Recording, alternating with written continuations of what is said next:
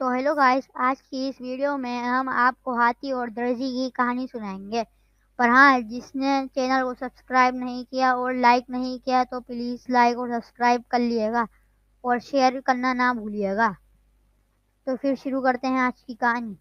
ایک دفعہ کا ذکر ہے کہ ایک درزی اپنی دکان میں بیٹھا کپڑے سی رہا تھا کہ اسے اچانک سے وہاں ایک ہاتھی کا بچہ ملا اور اچانک اونچا اونچا بولنے لگا۔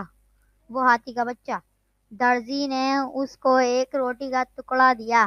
وہ ہاتھی ہمیشہ درزی کی دکان پر آتا تھا۔ ایک دن ہاتھی آیا لیکن درزی نے اس کو روٹی دینے کے بجائے سوئی چبا دی۔